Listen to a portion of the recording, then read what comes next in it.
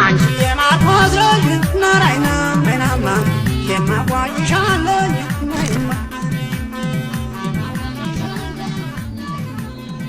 ታሪክ ማለት በትላንትናና በዛሬ መካከል የሚደረግ የማያልቅ ውይይት መድረክ ነው። ታሪክን የምናጠናው ስለ ትላንት ብቻ ለማወቅ ሳይሆን ዛሬ ለገጠሙን ችግሮችና የህይወት ድባቴዎች መፍትሄ ለመፈለግ ነው። ዛሬ ያለንበት ባህል ወይም ፖለቲካ ለምን እንዲህ ሆነ ብለን ስንጠይቅ ትላንት የነበረው እውነተኛ ታሪክ ተገቢውን ምላሽ ይሰጠናል። ይህም በሁለቱ ዘመናት መካከል የሚደረግ ታላቅ የውይይት መድረክ ነው። ታሪክ በትላንት ሰዎች አንድ ጊዜ ተጽፎ የሚያልቅለት ነገር አይደለም። የዛሬው ትውልድ ያስተሳሰብ አድማስ ሲሰፋ የትላንቱን ማንነት የሚያይበት መነጽር እንጂ። ያለ ትላንት ዛሬ የለም፣ ያለ ዛሬም ትላንት ትርጉም የለውም።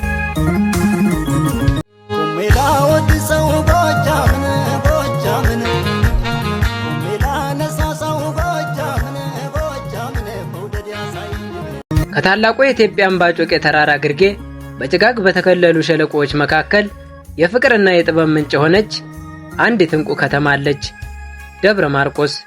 ደብረ ማርቆስ በአማራ ብሔራዊ ክልል የምትገኝ ሲሆን የምስራቅ ጎጃም ዞን ዋና ከተማ እንዲሁም የጎዛመን ወረዳ አስተዳደር መቀመጫ ናት።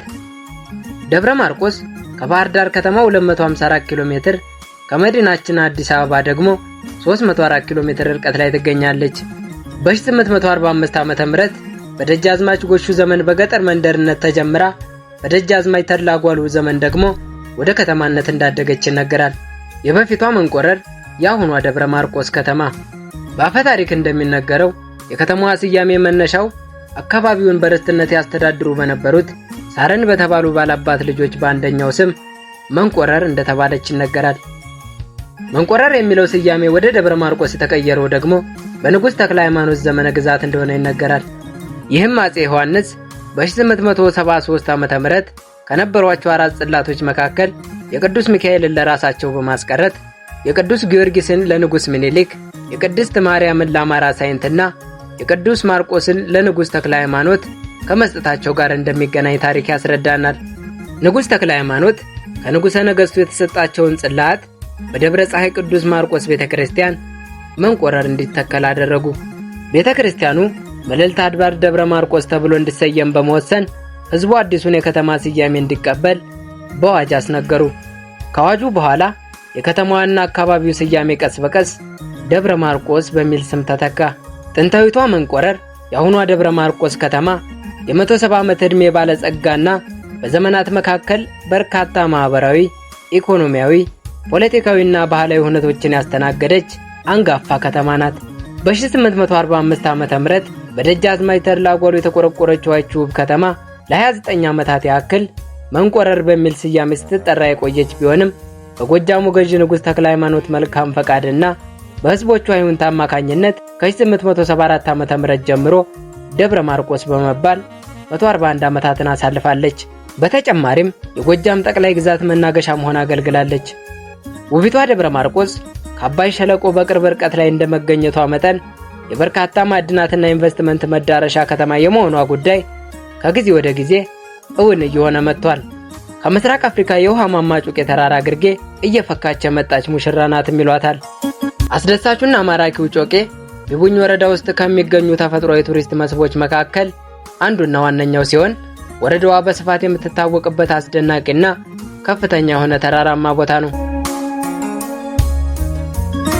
ጮቄ ከወረዳዋ ድጓ ጽዮን ከተማ 10 ኪሎ ሜትር፣ ከደብረ ማርቆስ ከተማ 61 ኪሎ ሜትር፣ ከባህር ዳር ከተማ ደግሞ 325 ኪሎ ሜትር ርቀት ላይ ይገኛል። የጮቄ ተራራ በእጽዋት ብዝሃነት የታደለና ከ85 በላይ አገር በቀል እጽዋት የሚበቅልበት ሲሆን ከነዚህም መካከል አስታ፣ ጅብራ፣ ጓሳና ቀርቃ የሚባሉት ተጠቃሽ ናቸው። የጮቄ ተራራ ከአባይ ወንዝ 9.5 በመቶ የተፋሰስ ድርሻ ያለው ተራራማ የውሃ ስፍራ ነው። በዚህም ምክንያት የምስራቅ አፍሪካ የውሃ ማማ እየተባለ ይጠራል። የጮቄ ተራራ የአባይ ገባር የሆኑ 273 ትናንሽ የውሃ ጅረትና ከ23 በላይ ታላላቅ ወንዞች መፍለቂያ ነው። ከታላላቅ ወንዞች መካከል እናት ሞጋ፣ ግልገል ሞጋ፣ ትልቁ አበያ፣ ትንሹ አበያና ጨሞጋ ላብነት ተጠቃሽ ናቸው። የጮቄ ተራራ ከባህር ወለል በላይ 4088 ሜትር ከፍታ ያለው በመሆኑ የጎጃም ጣራ በመባል ይታወቃል። የጮቄ ተራራ አጠቃላይ ስፋቱ 53558 ሄክታር በላይ እንደሚደርስ ጥናቶች ያመለክታሉ። በመሆኑም በምስራቅ ጎጃምና ምዕራብ ጎጃም ዞኖች 9 ወረዳዎችን ይሸፍናል። የጮቄ አካባቢ የዝናብ መጠን ከ900 እስከ 1400 ሚሊ ሊትር የሚደርስ ሲሆን የአካባቢው የሙቀት መጠንም 0 ዲግሪ ሴልሺየስ አካባቢ ይደርሳል። በተለይም በክረምት ወቅት ከሳምንት በላይ በበረዶ ይሸፈናል። ነገር ግን አሁን የበረዶ ግግር እየቀነሰ የመጣበት ሁኔታ እንዳለ መረጃዎች ያሳያሉ።